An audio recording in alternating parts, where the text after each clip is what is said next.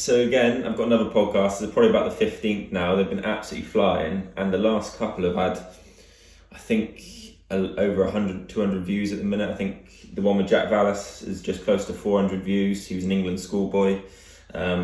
He played full-time at Eastleigh. And this one I've looked forward to a lot because I don't think you'll find anyone more committed, passionate about the sport than this bloke right now. He captains his country in futsal. He's played in the Champions League. He's played in the top league in England. And the effort and commitment he put in from me knowing him a couple of years ago, from having to pick him up from the train station a couple of times. We used to train from 8 o'clock in the evening till 10. And he'd be getting a train from London to Salisbury, then back to London after. And we're not getting paid for it. It was incredible. So, Northern Ireland futsal captain, Adam BARR, how are we? Yeah, cheers. That's the best welcome I've ever got in my life. That can we cut? Can we just take it from there? Just send that out. That's good. It's all downhill from there. Yeah, I'm really good at the moment. As I said, we've spoke briefly just before we started recording, but can't complain. And I think the announcement on Monday is good news for everyone, but good news specifically for those involved in the futsal community with like a date to get back to the adult indoor organised sport. And yeah, everyone's, I think, has got that little bit of excitement again, which is great. It's great for me as well, and the weather's picking up and stuff like that. But yeah, I'm good. Absolutely. How's lockdown been for you? Because obviously, for me, this third lockdown, I've had a lot of outside, factors that I can't help that's brought me down a little bit. How's all three lockdowns been for you? I imagine this one's been the roughest. Yeah, it's so strange. Like all three lockdowns have been completely different for me. The first lockdown, I was really lucky that we actually went up before lockdown. They visited my girlfriend's parents, Maya, and we ended up staying with them for a few months, which was like probably something we've never got to do in our lives. Like, see them for that long period of time, and it was lovely just to get a break from London for a while during lockdown, because we were just in the middle of finding a new flat and moving, stuff like that as well. So we didn't really have that kind of space to work. So that one was not as hard as I probably would have thought. And then the second one for me probably was the most difficult. I think it came around November time, and it's really dark and it's hard to get out and do any exercise, and the weather's a little bit miserable, and you kind of, we talked about having routine before. I didn't really have a routine. So one thing I kind of thought about was, if I'm in a lockdown again, I'm going to make sure I have a routine. And to be fair, January I've been a little bit better than November and had a routine, and I'm very lucky. As you mentioned before yourself, I've got a really good friendship group around me, really good support network around me, and just good people, and like just really kind of don't take themselves too seriously and support me in whatever I do as well. So that's lovely. And I've got a really good girlfriend as well. She'll probably kill me if I don't mention her, who's been great. So yeah, I've been all right. I think the biggest thing is futsal. That's the biggest thing I've missed over the last year. 3 lockdowns. Very little futsal. I know that the lads at Pro Futsal did an outdoor league, which is good for a little bit. But obviously we couldn't go forward with that because of all the lockdowns. So yeah, futsal's just been the biggest miss and the biggest struggle. Absolutely, and we'll get into more of that in the second part. What we're going to start off with though is some quick fire questions. And when I say quick fire, I want you to give me the answer reasonably quick, but then you can go into detail, obviously. So try and give your best to do the answer as quick as you can, and then you can go into as much detail as you want. Right. I wonder if you've revised any of these or thought about any of these, or you're going to do it on the spot. Yeah, you sent the list. I had a look and I laughed, but yeah, I think I know some of the answers. Right. So the first one, it's the obvious question, and I love 2 of the players in this list. Ronaldo or Messi or Stephen Davis?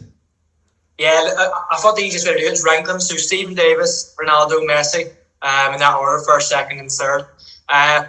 Quick explanation, because I know that won't go down well, especially if this goes out to the wider football and futsal community as well. But just the stuff that Stephen Davis has done in his career. I know he obviously played for Team Youth Sport Blanky, but what a player. And you can see that if you go and watch Northern Ireland, or you just watch them live on TV, he stands out, and he's 36 or 7, I think now, and he's still doing it, and for a team he's top of the Scottish League. So yeah, like what a player and what a captain. I think he's done a lot. And then obviously the other two, they're all right as well. They're not bad. Like, they're not bad players. Could they do it for Northern Ireland? I don't know. I'm not too sure. No, but yeah, I'm a Man United fan. So when Ronaldo came through and went on to do what he's done, I've just stuck with him. And I think, I'm not saying Messi puts in any less effort. I'm sure Messi puts in as much effort as Ronaldo. But I love the fact that someone can take what they have and make it whatever they want. And like, for me, that's Ronaldo's probably the obvious one who's done that. You know, every time he goes to a new club, you hear these stories about Ronaldo stayed later or came earlier or put the effort in. And I realise a lot of people say that's probably easy when you've got multi-billions. But, you know, he still does it, and he does it wherever he goes, and he's still breaking records. I think they're both last night confirmed as, you know, top scorers in their league or club or whatever. So yeah, that's probably the order I go on. Hopefully Ronaldo can. Well, I'd love to see Ronaldo with Messi in the Premier League, like for Man City and Man United. I'd love to see that, but I think that might not happen. No, that would be amazing. Yeah, I was hoping you'd say Stephen Davis. Stephen Davis for us was, at one point, I'll say it, the most underrated player in the Premier League. He was the ultimate professional. He was always on his game. He made us tick when he played, and he's one of the reasons why I love Northern Ireland. Before I met you and Connor, we've always liked Northern Ireland. The fans are crazy. And that's why I speak to Connor about the fans being crazy all the time. He said, because he went to the Euros in France, was it? And he just said how incredible it was then. Okay. My uncle went to that, and my uncle, he's got friends from Republic of Ireland and Northern Ireland. And there was a great, obviously, overlap in different cities, and he just said he had the best time. Biggest regret not going to that. No, it looked insane. It looked insane. Right, next question. Best player you've played with? Yeah, I'm going to give a few because it's really difficult. Futsal wise, there's a guy called Philippe who played for Genesis. Was for me the best player in the National League for years. He went on to play, I think, played professional, semi-professional in France. Just because when I first came to London, the stuff he could do with a ball, I've never seen anyone do before. And they put it into context. Like, another two names I'm going to mention are the likes of Claudio, who everyone knows, who technically is unbelievable player, and Ju, who's very similar. Even Ju and Claudio, who are fantastic players, knew how good Philippe was as well. And when I went to Genesis, that they really brought me into that like Portuguese family, and I was just a Northern Irish lad, so it was quite nice as well. But I think probably Philippe at the time, just what he could do, and kind of all learned from that. But I suppose that's like just looking at it from a technical perspective.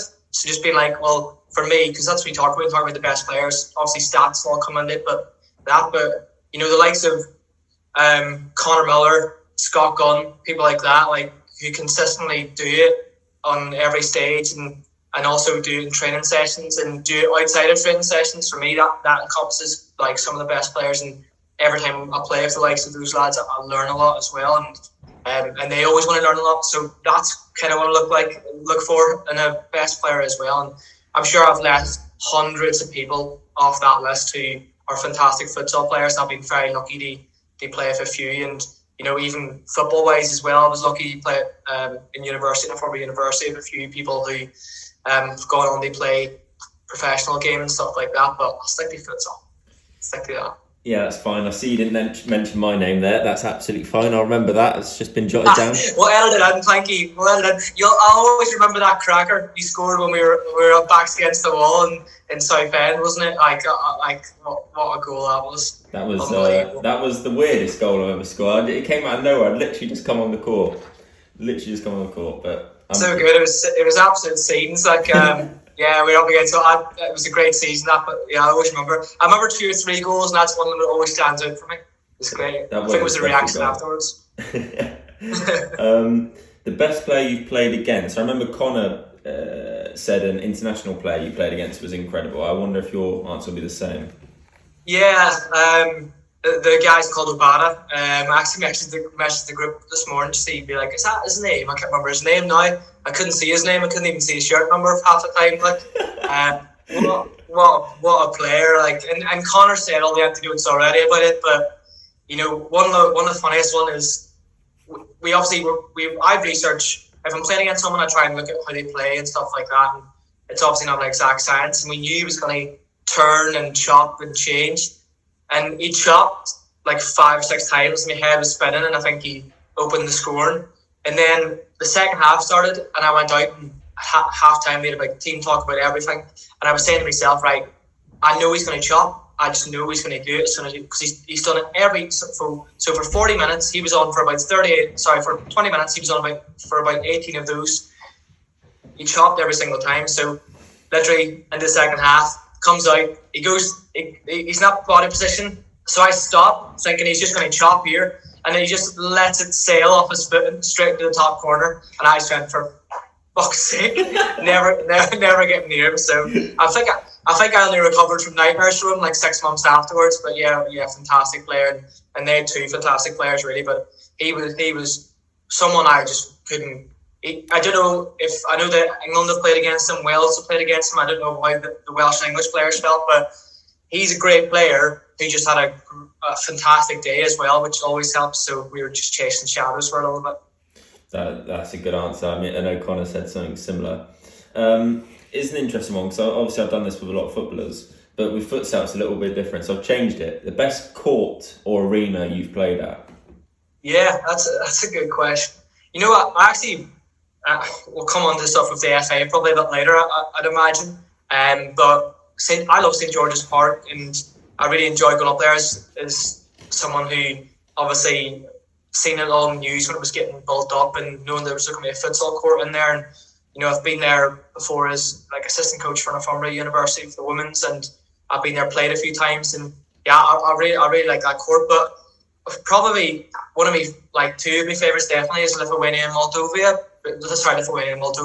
because just it's like purpose-built futsal course with fans in it, and that fan experience is absolutely amazing. You know, we went to Moldova and I didn't see anyone until we arrived at the court, and I still didn't see anyone. Then just before kick-off, just 2,000 Moldovans just appeared out of nowhere, and I was like, Where have these come from? Like, I'm not joking. This isn't a slap bang middle of nowhere. Like, you know, you can't see anything, and everything's grey, and there's fog everywhere. So I was convinced that no one lived there. And then all of a sudden, 2,000 fans came out, and they started just chanting Moldova, Moldova. But yeah, so for that, I think the all-round experience of it, like similar in Lithuania, like those courts were class, and I think it's the experience built in with it with the fans. That's a good one. That's fair enough. Reasonably, I imagine this could be reasonably easy to answer. Your proudest moment in futsal? Yeah, you know what? Because you obviously give me those quick fire questions. Every time I step out on court with Northern Ireland wearing the captain's armband with the lads, it's my proudest moment. So the next moment's always my proudest, and I want to do that for as long as possible. Like, everyone should obviously have pride representing the country, and I know that all the lads do. But for me, it's obviously super special to be there from the start. We first walked out to now. Like, it's just every time I never take it for granted, and I never be like, you know, it's just another day. I always take probably a couple of seconds to think about it and go out and try my best. Like, it's a very proud moment for me and my family as well. What's it like lining up before a game and the national anthems are playing and you stood there with captain's armband on? That must be a pretty special moment.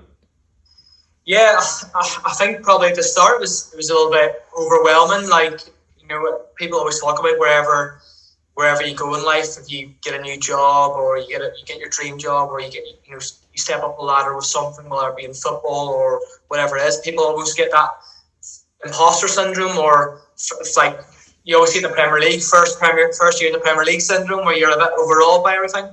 I think that's probably when I first lined up in Wales.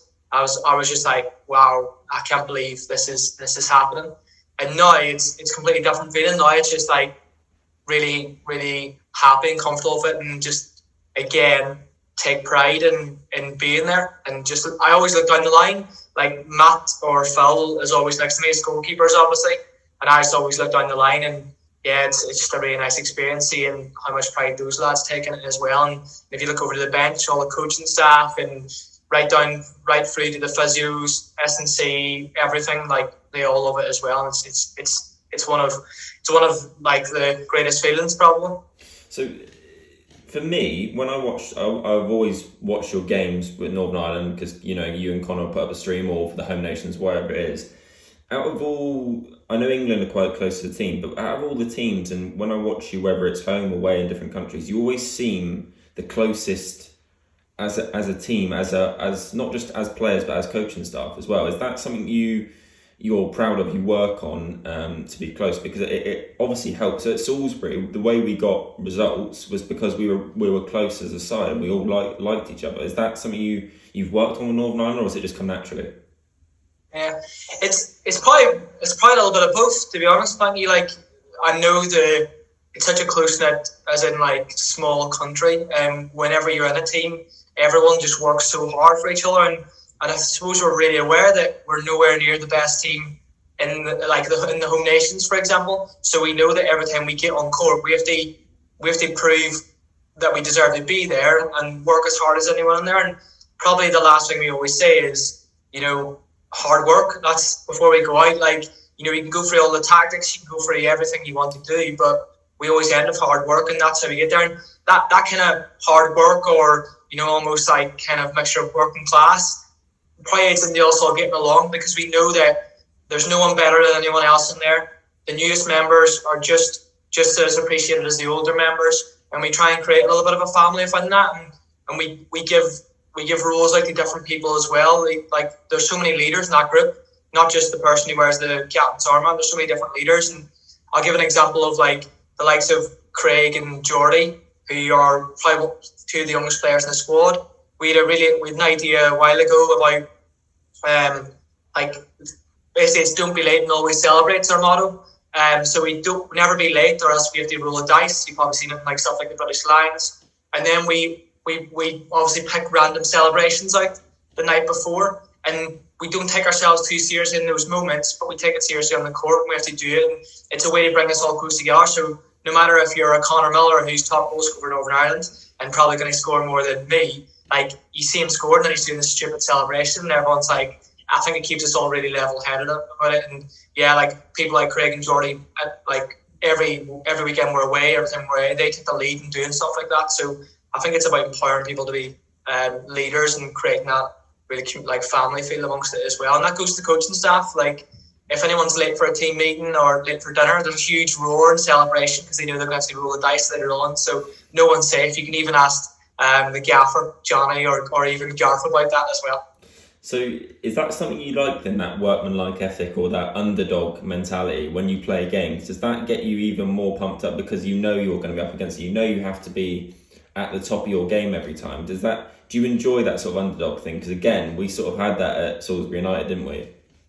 Yeah, definitely. I think that it obviously it makes people will probably say, those in the top league or those in the big teams. So for example, you take England and the home nations, they're probably always due. Everyone knows they're probably going to go and win it, so that probably puts more pressure on them, and the pressure's probably off for the underdog. But for us, we definitely know it, and we really like it and thrive off it as well. And I think that our attitude always shines through with that. Like you said, when you watch the games, we're not slating anyone. We're not putting anyone down. Even if we're 4-5-0 down, we'll still feel we have a chance to get back in the game and change a moment. And yeah, we like kind of going in that underdog and people underappreciating us. And probably most games I've walked off after, whether it be with Northern Ireland or we won the Champions League with Belfast. Like everyone always comes up to you afterwards and like they say you can see it was a hard game for them, even if the maybe scoreline didn't represent at the time. They're exhausted and they're saying they need to push harder, or they had to mix up their game a little bit and get involved with like the hard work and the physical side of it. So yeah, I think we really enjoy that. And I suppose the last point is we're not just that as well. Like we've got loads of talented players that can play futsal really well, and more coming in.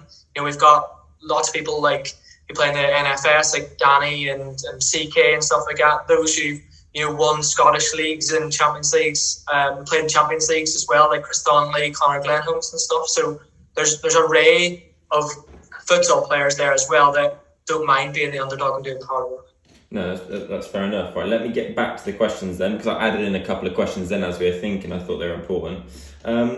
This one's probably a difficult one to answer. Lowest moment in sport. Yeah. I was thinking about this earlier when you said it. I would probably say now, like the pandemic hitting, just because at the time I didn't really understand probably how much that would affect we talked about our day-to-day routines, like playing the game we love, whether it be football or futsal or any sport. I'm sure there's people like you've talked to your cricket players or basketballers or whatever. Like that has probably been the lowest moment, and I've had my setbacks. Like I've done my time being rejected from squads or being on the bench when I thought I should have been in the game, but that's all part and parcel of playing sport, and they're all learning opportunities. And so for me, someone taking your game away from you is probably the lowest moment. Yeah, that's fair enough. That's a great answer, to be fair. Favourite goal you scored? So it can be for Northern Ireland, it can be for your club team, it can be even with a football goal. I'm assuming we're going to go with futsal. Favourite goal?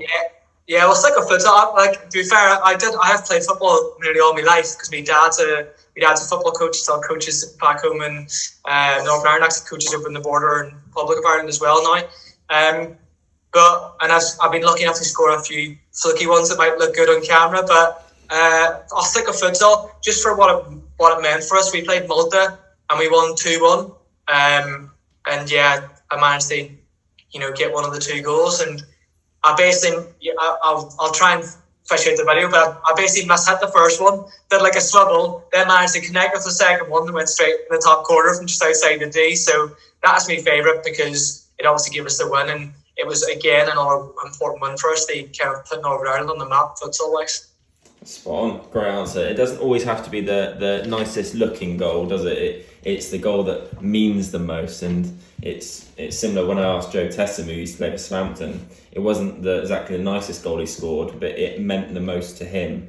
And that's the same with me. The goals I've scored, I remember when I under 15s at Swindon, I scored a winner against Portsmouth, and being a Southampton fan, that's probably my favourite ever goal. It was in the last couple of minutes. And that's probably my favourite goal. And then obviously in futsal, it's probably the Sussex goal when they were the second best team in the league at the time. And they had players like Doug Reed playing for them, and managing to fluke that one off my chest thigh and then volley it in. It's a beautiful goal. It's absolutely beautiful. I'm gonna replay that for the rest of my life. So next one, I'll put it into 2 so you can pick. Favourite manager or coach? Yeah, there's a lot to choose from because, as you know, you're a coach yourself. You go on such a journey from a junior right up to like senior, whatever sport you play. So my dad, he won't ever listen to this. He probably can't work YouTube, but my dad gave me a lot, like really grounded me. Didn't treat me like I was his son. Treated me like one of the team. Probably gave me some great life lessons as well. So for that, at a young age, that was really good. And then probably had the biggest impact on my career as well after that as a senior is Michael Gunn, who's Northumbria University's head coach. Michael's absolutely fantastic. Like, I went in first year of uni at 18 and I played football all my life and went to the futsal trials, and I just had a big conversation with Michael and went on from there. And I think 4 years, 3 Bucks titles, Premier League titles, North that is, and X amount of things later, like he just changed my whole outlook on the sport and gave me so many opportunities after that as well. And he always pushes me on. They do that, like, and I also started my coach, like, properly getting into futsal coaching under Michael as well for the women's side. So I think for the effect he had on me, like, definitely my dad and then Michael Gunn, who are both mates as well. Like, my dad's come over to Newcastle when I was a student, and I still keep in touch with Michael. And yeah, I suppose those two, but as you know too, Planky, most recently, people like Jeff, people like Johnny Michael for Northern Ireland, like they're super coaches and they're super of people, and the time and effort they invest in it as well is great. So it's really hard to single those two, Michael and my dad, out. So yeah. I think that's a good answer, because I've had throughout my whole football futsal career, every coach gives you some good, they all give you something, and you can take a bit from everyone. Jeff Jeff for me was brilliant in man managing me, and he, you know, chucking me into the game and teaching me as quick as he could. And I don't know anyone who's as dedicated or as passionate about a sport than he is. And then you've got coaches that I've had some of the best coaches in England for football, and what they give you, the knowledge, and there's every different coach gives you something different, isn't it? So you can't. It would be horrible to just pick one, because you would be missing something out. It's an interesting one, and you can do this for football as well. But manager or coach you wished you played under? Yeah, I think that's a really difficult question, isn't it? Because I suppose you never know until you're under that person and working with them.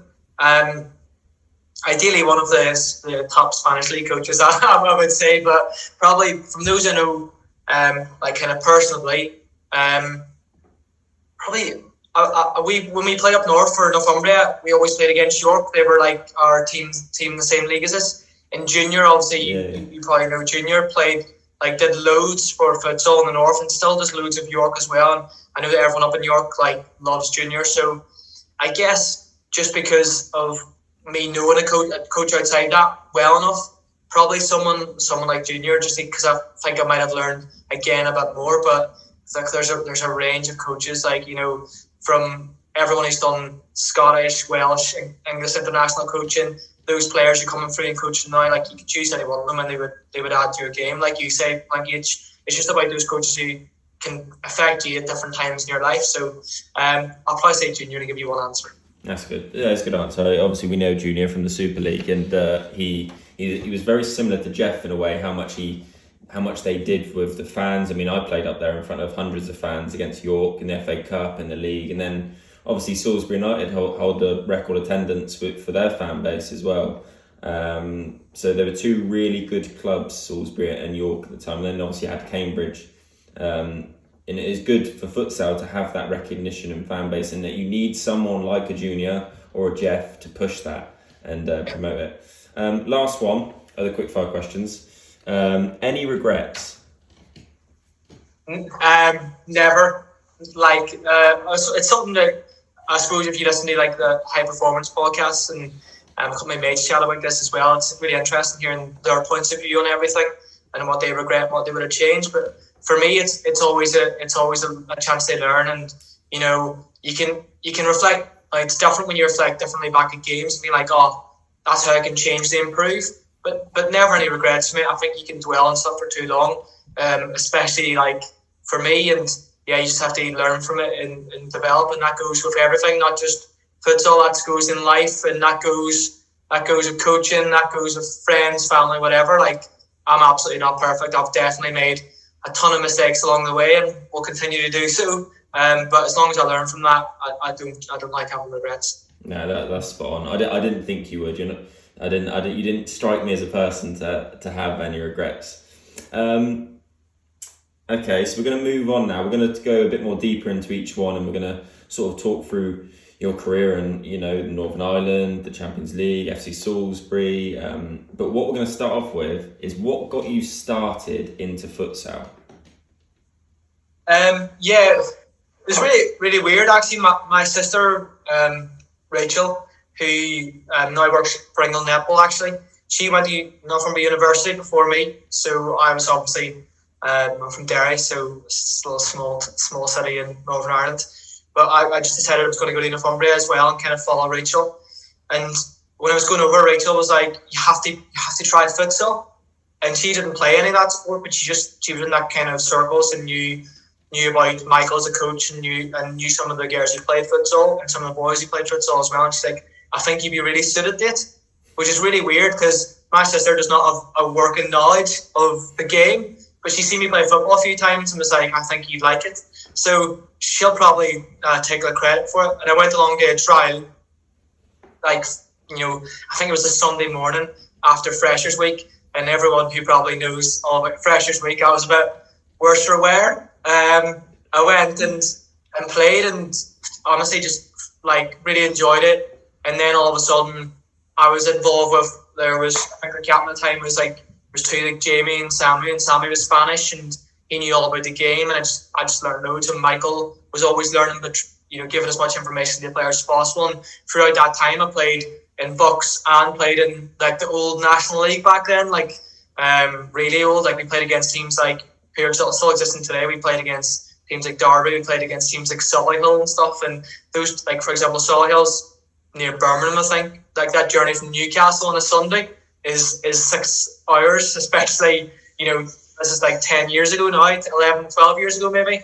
So like, yeah, it really got me into the game. And like, you're involved in football, the team and the camaraderie and the community you build through, that's amazing. Now that amplifies when you're at university because you can't really escape them. You can't go like, you probably live with them. I ended up living with a few of the lads who played futsal with in my final year, and you just become really good mates with them, and it draws you into the game more. And one thing I always said after that was, there's a few who don't play futsal anymore but play a good level of football.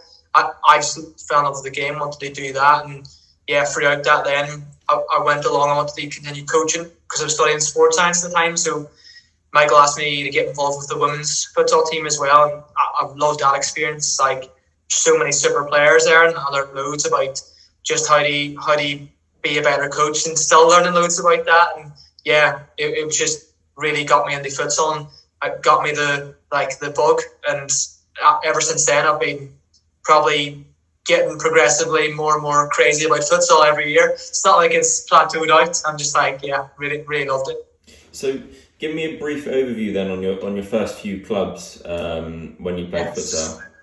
So let's see.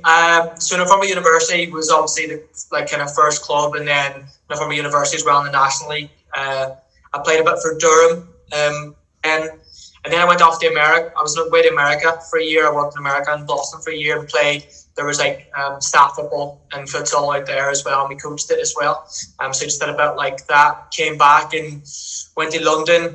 Actually asked Ian Vaines, who you probably know, that like the referees in the futsal, English futsal circuit. He's a fantastic lad and great person. I knew that he could like referee everywhere.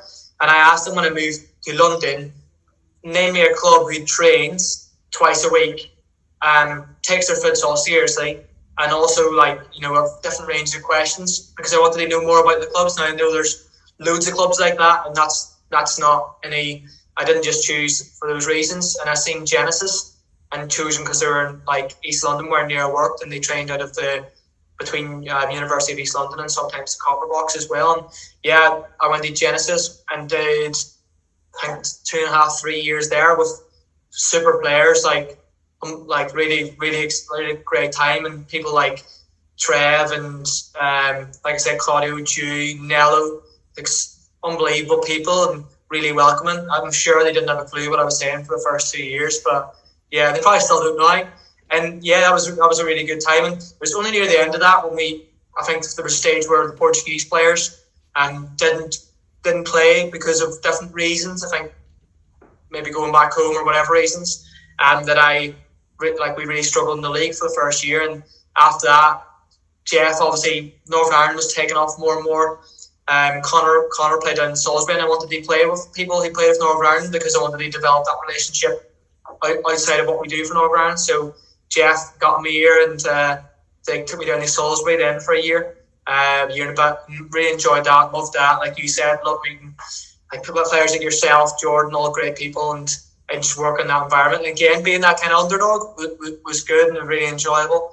And then I did last year. Well, I would say we did a few like last year at Baku, but it ended prematurely. I think we had like 9 games left, and now I'm back with Wessex, which, as you know, Salisbury's changed to Wessex and developed for the better. And yeah, for me, it's probably exactly where I want to be. As for a club in England, I know, we were meant to play in the NFS too, and I want to play at the highest level possible. But I also want to play for the right club, and I want to do things properly.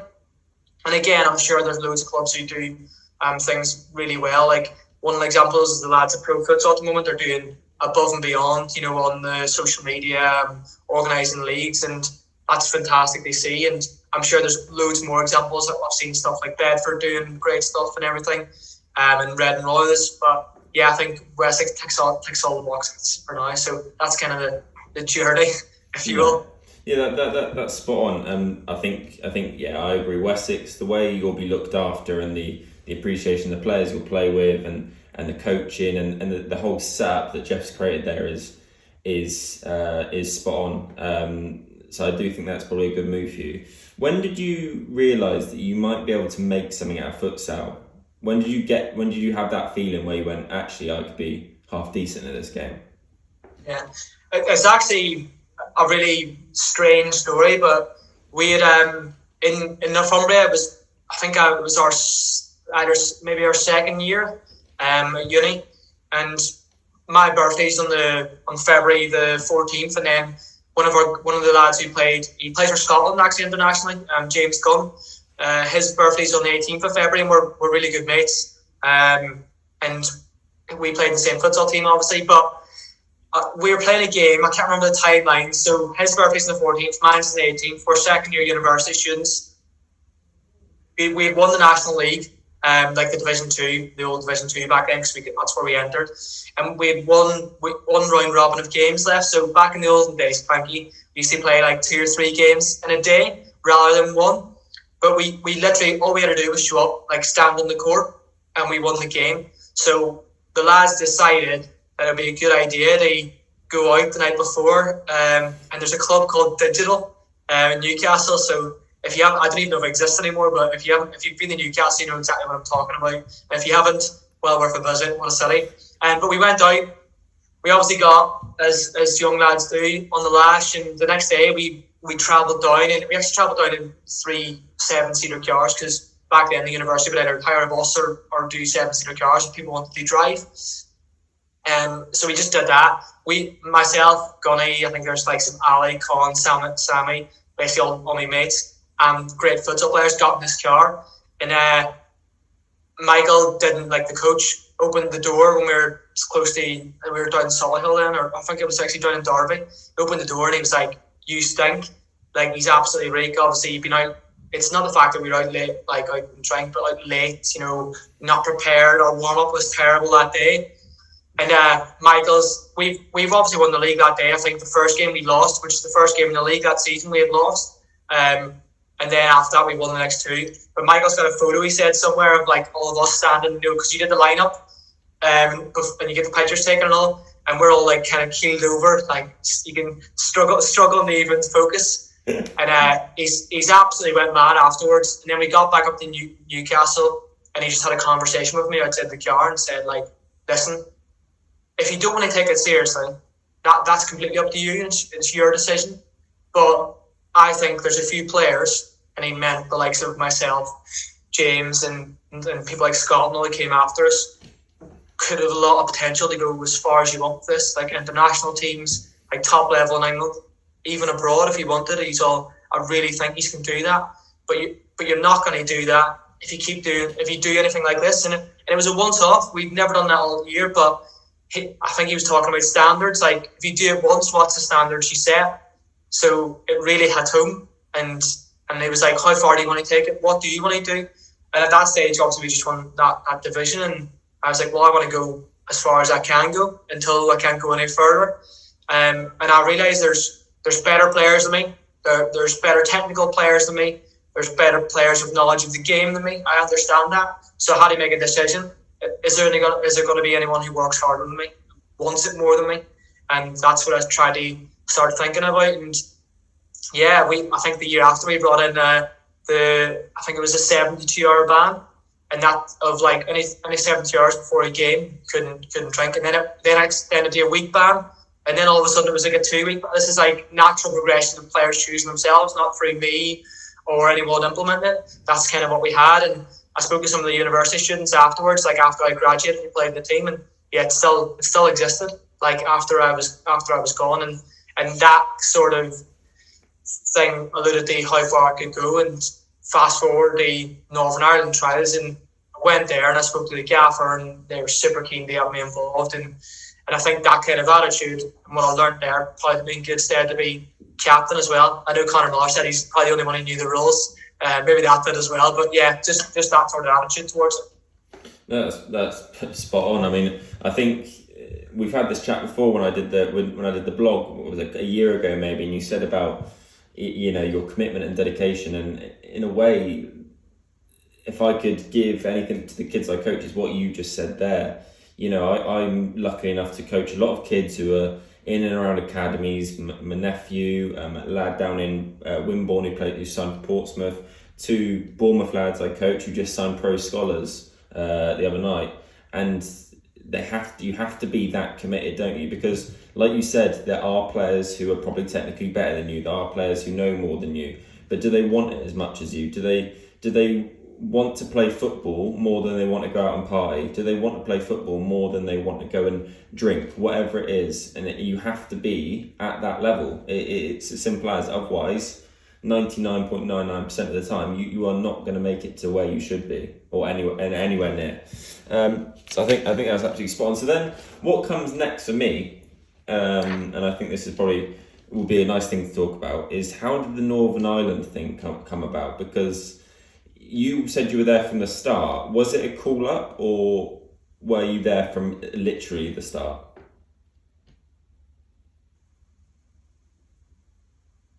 Yeah, so I was there from literally, probably not the start, probably not as in like the brainwave or the funding that came from FIFA or whatever it was that caused the Northern Ireland team.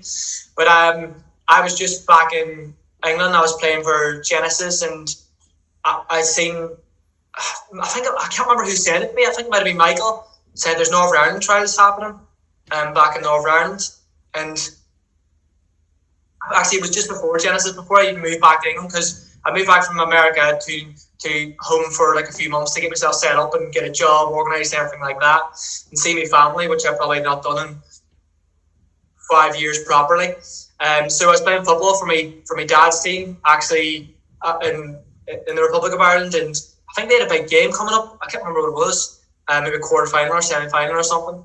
And yeah, as I said, I'm all right. I'm all right at football. I'll do whatever job's asked of me and try my best. But I seen the trials come up, got sent it. It's like, you need to go. You need to go to the trials. So like, I was like, right, I'll go. And I remember having a conversation with my dad on Sunday, and he was like, Adam, I could be a big game. Like, we could really need you. I know it sounds ironic, my dad saying that, because you don't know my dad. He's the biggest critic of everyone. So yeah.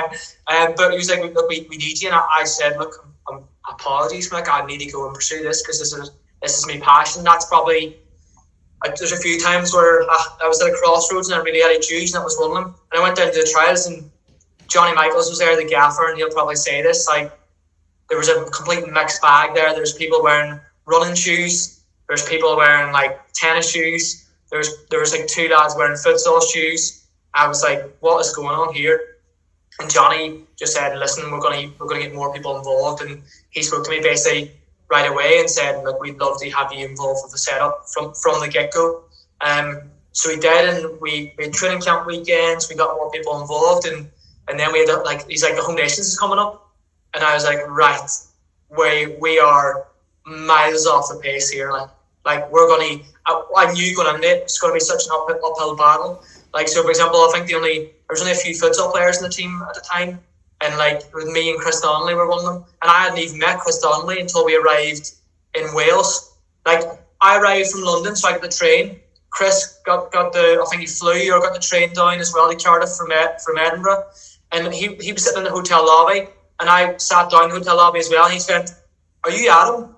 And I was like, yeah. He's like, I'm Chris. And we just had a conversation, and we were like, what are we going to do this weekend? Like, and I was telling him, because I'd been in the training camp weekend, so I was saying, well, this is who we have in the team, and this is how much they know. And Northern Ireland futsal was just taking off, like the likes of Belfast United and all and stuff like that. So yeah, it was such early stages. And if you get a team photo from that first, I think it's 4 years ago now, maybe 4 or 5 years ago, from that first team photo to now, like, so much has changed. Like, I think we were even wearing like maybe like the women's tracksuits, and the kits were massive, and yeah, like everything. And if you look at the scores, were actually pretty, apart from England where we got absolutely battered, they were reasonable enough considering like half of us didn't know the rules. Every day we were like explaining the rules to people and stuff like that. And yeah, like, we've grown so much, man, and brought so many futsal players on board. Like, you know, like I mentioned before, like now we've got futsal players, where before we had people who wanted to be futsal players. And that's no disrespect to those lads who've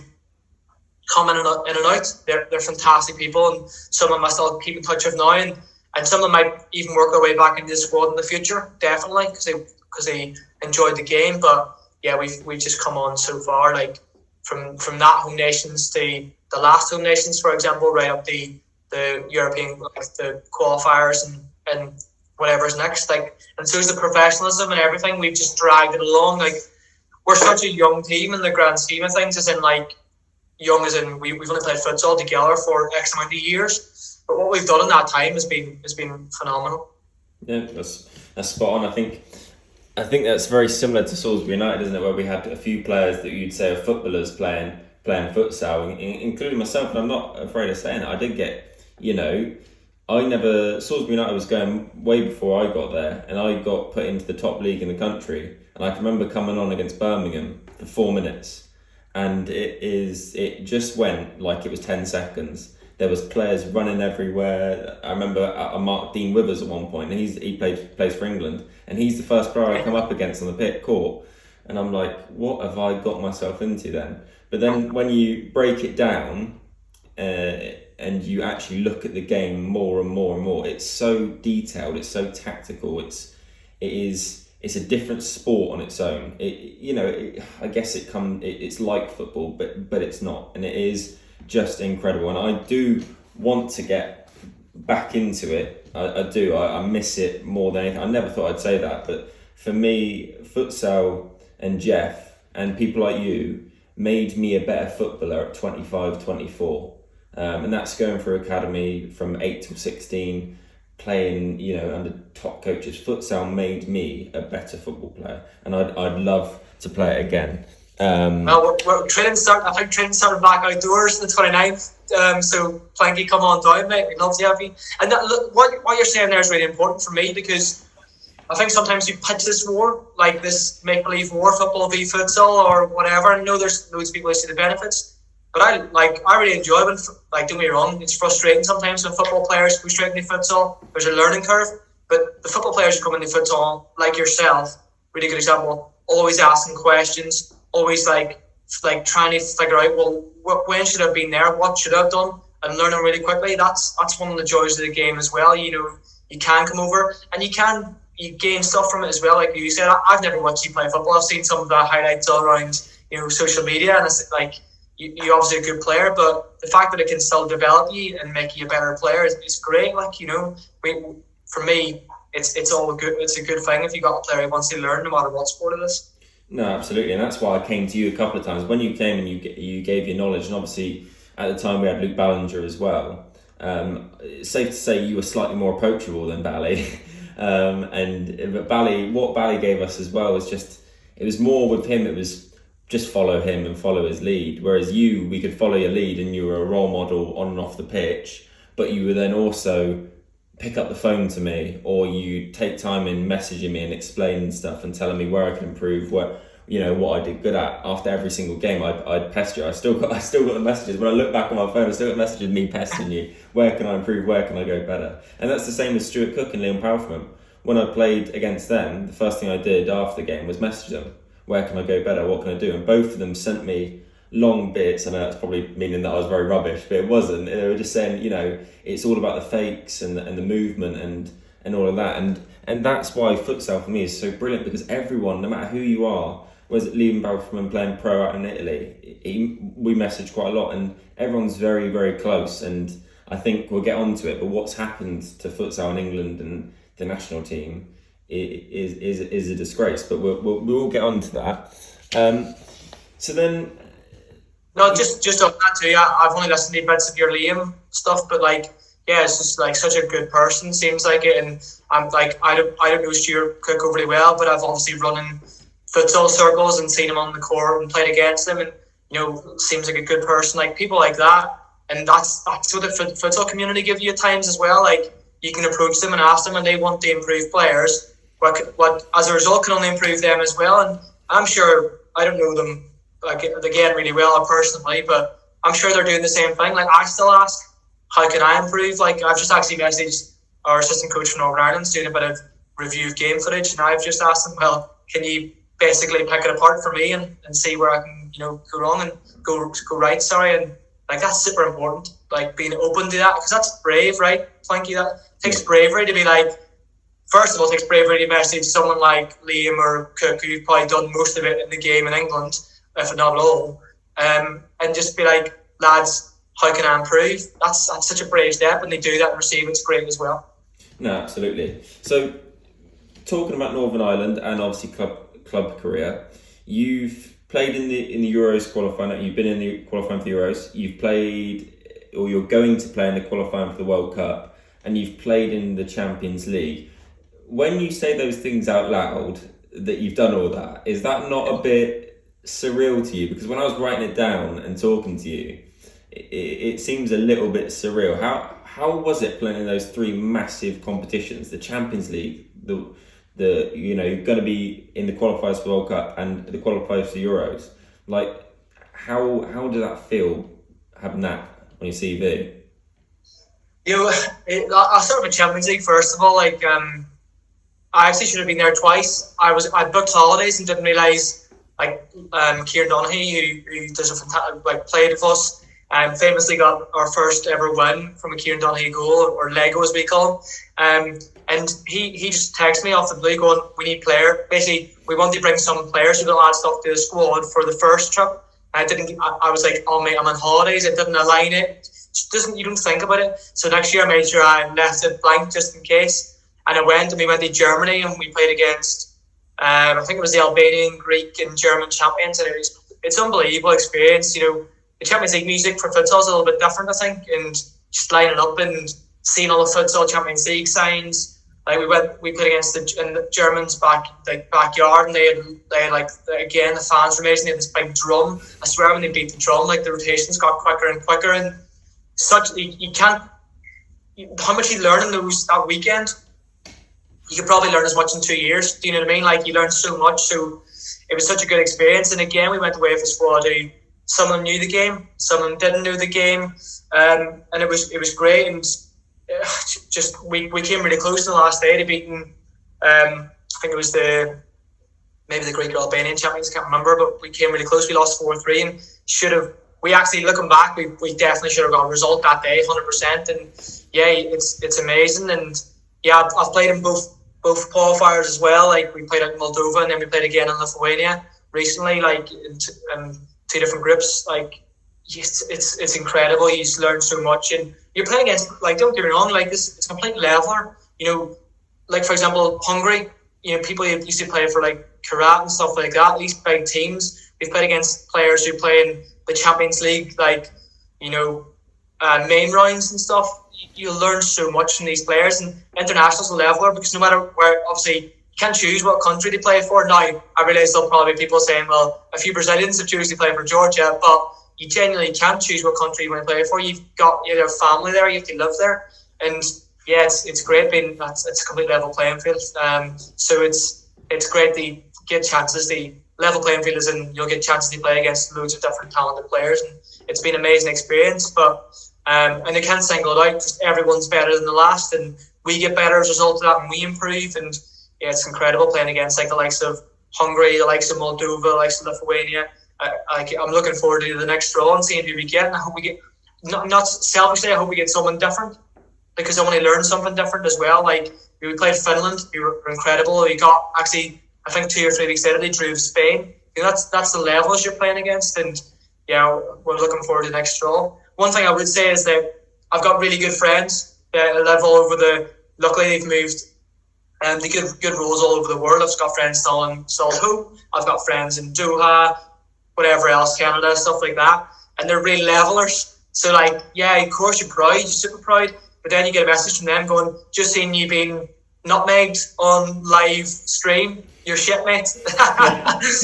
And stuff like that, like, really, really helps as well, because it makes me remember definitely where I came from, and that, you can't just, there'll be a time in your life they sit and reflect and be like, oh, I did X, Y, and Z.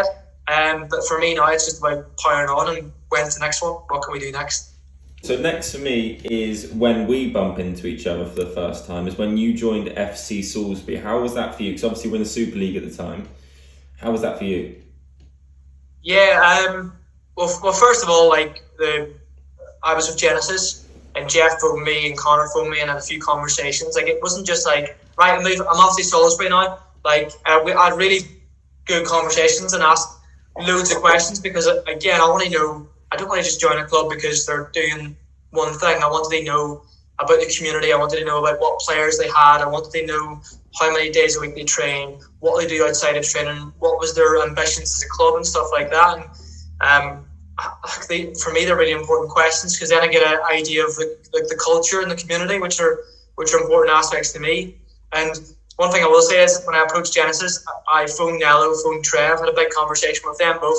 They were super supportive.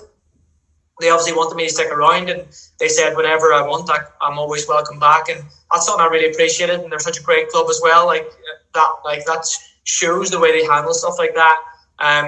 Like, not that they needed me, not at all. They've got great players there, but it's just such a good.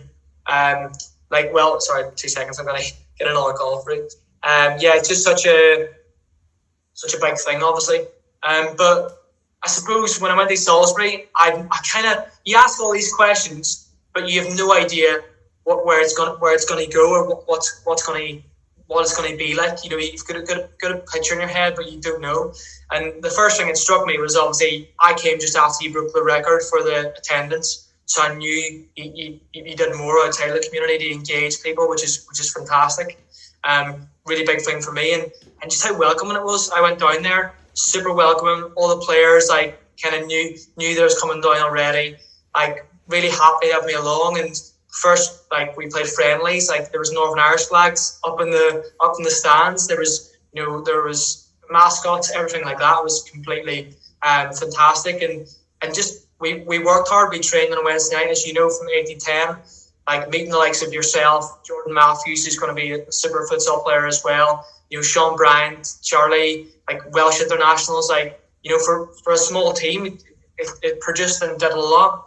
And yeah, it was such a good learning experience. And I loved how every game, like, we were up against it. You know, we were never favourites. And if we got a result, like, everyone was like, "Oh, they've actually got a result." And a few times on social media, we were tipped to lose. We were tipped to not to win, and yeah, it just spurred us on to do even more stuff. And then, you know, we had players like Bala came back into the mix, and, you know, he's obviously done wonders for English futsal, and the stuff he can do with a futsal ball is unbelievable. And then Connor Miller came back from injury as well and gave us a boost. But no matter what four you put out there, you always got 100% out of them, and you got more than that. Like, you got talent and stuff like that out of them as well. And yeah, it was a great experience. And I absolutely loved it. And when obviously the changes were made, and Jeff said they were going to kind of take a year away and decide what to do, it was obviously heartbreaking, because I invested a lot. And like you said, you know, I used to travel from East London, where I worked, across to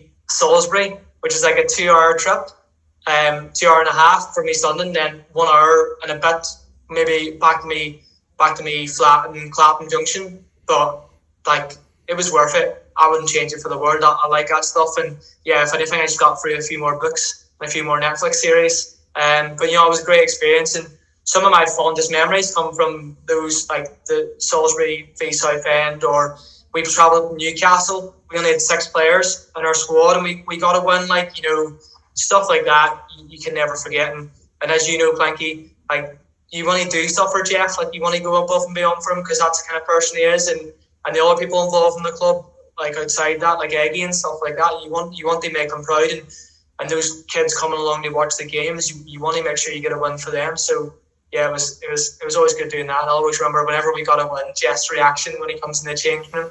It's always a special one, isn't it? But yeah, it's a great club and a great community around the club, and everyone put their effort in, both on the court and off it. And I'm really looking forward to seeing the next chapter in Salisbury United, which is a new model and a new venture in Wessex, and some of the academy kids coming through and some of the talent in there is frightening. Like, I do a Saturday morning skill session, and I think I finish last every week. You know, likes of like Henry Plank and stuff like that, or there's so many ballers around there, and yeah, it's the only way, I suppose, up and forward for them. Yeah, it's funny that my nephew trains with you on Zoom. He's obviously he's going back down to Southampton on the March 8th. He got a message last night, so he still loves it. And you know, Jeff and Perry and whoever it is given him so much, and obviously I coach him as well. But what Jeff's done for me, and what I don't speak to him anymore. I haven't spoke to him in I don't know how long. But he is an unbelievable coach, an unbelievable manager as well. For me anyway. But and hopefully I can get back into futsal at some point, whoever it is for, and enjoy it, because it's such a great sport. And then obviously there's been a big debacle and a big kicking off on social media, and rightly so, over the England futsal team. As the captain of another home nation, what's your opinion on that? Yeah. Look, first of all, just from a player's perspective, it's absolutely devastating for those individuals involved. And as I said, I don't know them all individually. I follow a few of them on social media because our paths have crossed in different ways. But to go one day from having full international, under 23s, under 19s with so much prospects, the league going in the right direction, regardless of your views in the structure, as in growing the amount of teams involved in different league structures, to the next day not having it, for me it's just unforgivable. And I think there will be a stage where the people who've made those decisions will have to answer and justify it. And I don't think there is any justification for it. It's completely unreasonable and demoralising and devastating. And I feel completely sorry for everyone involved. And it's not just the players, it's the coaches, it's the performance analysis, the physiotherapists, everything, the development coaches, the clubs. Without someone at the top end of your sport, how are you meant to have people at the bottom end of your sport? And I know people always say it's like this performance pyramid where you start off with a good grassroots base and you build your way up. But for me, it works both ways. It goes up and down. And kids need to have that ambition to be the next Liam Halferman or Stuart Cook or Doug Reid or whatever. And then those role models need to aspire to grow their clubs. They bring more of those kids through as well. And I watched the games. It was against Croatia. Let's say George's Park on BBC iPlayer. How can you go from being an iPlayer, getting crowds of a couple of 100,000, whatever it is, and to nothing? It's just unforgivable. And yeah, from obviously that's completely just from a futsal point of view, but from an international point of view for those players as well, they've put, I know the effort that goes into it, and you can imagine too, being an English international player is super competitive. I know it's competitive enough being a Northern Irish international player, but so many more people play the game here, so there's more numbers involved. So the likes of those who've had 50 caps like Riona and stuff like that, it's unbelievable that it's just been taken away from them so quickly. And I hope that somewhere in the line there's a stage where listen lads, we've made a mistake, we want to have a futsal team. And I was just shocked it happened at the time that they couldn't go and compete in the next round of their qualifiers, where they had a good chance of going through. And yeah, I hope they can hold their hands up and say they've made a mistake, because look, everyone can make mistakes. It's just again how you learn from it and admit that as well. And from a completely selfish point of view, we want England to go and do well. Now, there's only one game a year I don't want England to do well in, and that's the game against us, obviously. But every other game I do want them to do well, because I want them to qualify for Euros, I want them to qualify for the World Cup, I want them to push the top teams in the world, because that can only make us better. Them going and getting those experiences, then coming and playing against us, a better team, or if different players involved can make us better as well. And yeah, it's a blow for the sport, definitely. I think so. I think what they haven't thought about, and I spoke to Liam about this, is the mental health side aspect of it. These players that have played for England and the players coming through, at the top of their game, or the England players at the top of their game, and they've suddenly had everything swept out from underneath their feet. It's a little bit like being in an academy at 16 and then suddenly being released, and then that's it for you. That's what I gave to Liam, and he said that's pretty much how it feels like. And then what else I find difficult is Northern Ireland is a very small country. How can Northern Ireland, Wales, Scotland, all these small European countries fund futsal, but the English FA can't. I don't really understand that. I don't understand the logic behind it. I don't understand the idea about it, because from what it looks like, Northern Irish FA and what you do is amazing. The Welsh are going from strength to strength. Scotland's getting better. Why is it that England have suddenly thought, you know what, we can't afford this futsal team? Yeah. That is the $1 million question, isn't it, Frankie? Like, that's what everyone's asking, because I don't understand it as well. They went, not only did they go from, like, you know, a professional setup, like, you know, likes of the head gaffer, Skubla and stuff like that, were like, they're full time in their roles, and I think really doing well from what I understand. Obviously, they didn't work from day to day, like, doing great stuff. And then they went from that, so that completely professionalized setup, to nothing. It just doesn't make sense, definitely to me. And yeah, you could understand, I suppose, if there was financial implications of the pandemic, which there has been. You can understand them going from, you know, look, we're going to have to reduce the amount you can travel next year. You know, we're going to have to reduce the amount of training camps we have. We're going to have to look at saving costs. Maybe some full-time roles might have to go part-time and make those decisions. I can understand that. You know, I work in higher education sport as well. I can understand the implications that the pandemic's had, and we have to make certain cuts. But one thing I'm really clear about is, like, I would never cut a sport, you know, in its entirety, and it feels like it has now. I know that there's been some really good stuff coming on from different FAs, like Derby FA and stuff like that, or, you know, the NFS has been trying to do different stuff recently on Zoom with, like, you know, development and coach development and everything, which is great. And I think now, as a futsal community, we need to really come together and push for the next stage to improve futsal in England and hopefully get the international team back, because, yeah, it needs to happen. And if not, like you said, what about the mental health, the well-being of all these players? Like, you know, who's looked after them? Like, who's checking on them? And I'm sure they've got a good community and they're checking on each other. But yeah, there's so much needs to be answered. And so much work needs to be done on that as well. I'm sure the next question will be, well, what if they've told for definite they can never have a team? Can these players play anywhere else internationally? What can they do? Because they deserve it if they're putting in that much work, time and effort. Yeah, it's shocking. I hope, like you said, I hope they get proper answers soon. I hope that they say, you know, we've made a mistake, and like you said, there needs to be an England national team, because there's players coming through and people don't necessarily want to be an England football player anymore. They want to be an England futsal player. And that speaks volumes for what that England team did. So yeah, that was a difficult topic to talk about. The last question is for you and for Northern Ireland. Where do you see yourselves you personally, in 2-3 years, and where do you see the Northern Ireland team in 2-3 years? Yeah, it's a good question. Like, I'm on an interview, that, isn't it? It's like a proper interview question.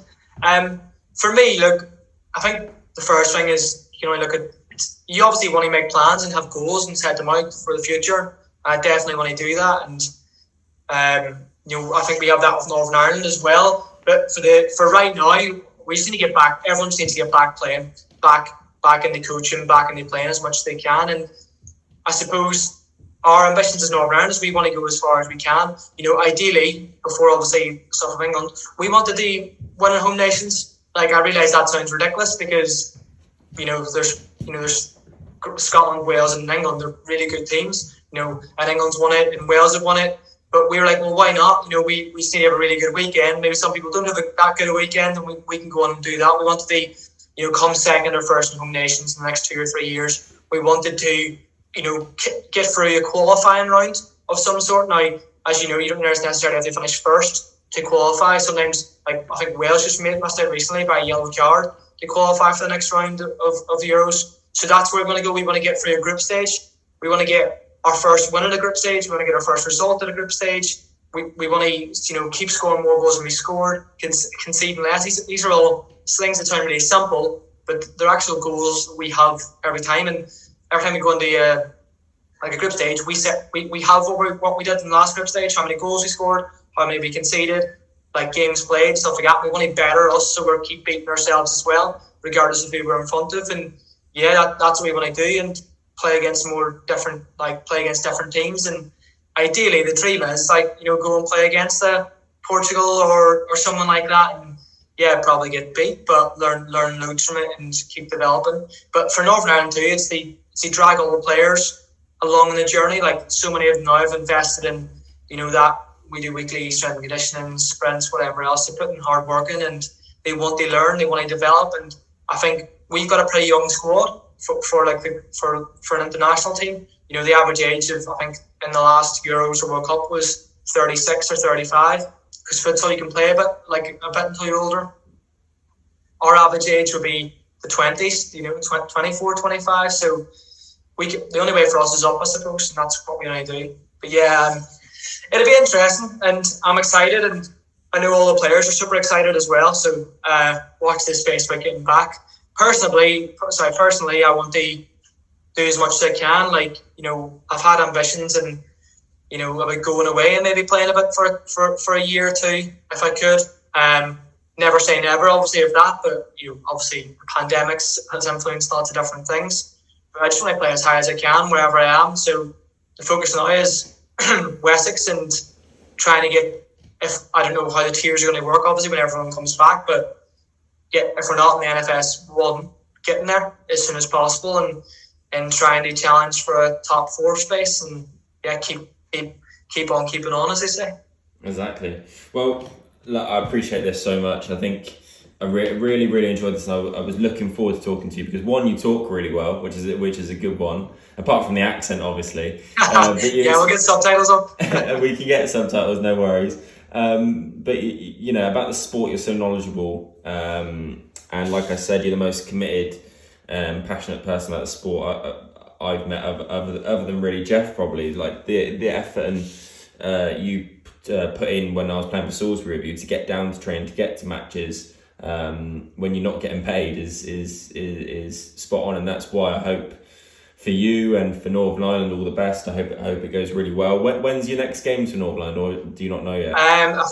First, we're meant to have obviously I think we're getting the draw for the next group stages in the next few months, but it's all on hold. I think the next thing is we're talking about a training camp in Northern Ireland after May time. So that's the first things first. Get back outdoor and training, Yeah, spot on. Right, I really appreciate it, mate. I'm going to end the recording and then we'll say bye properly after. But thanks very much.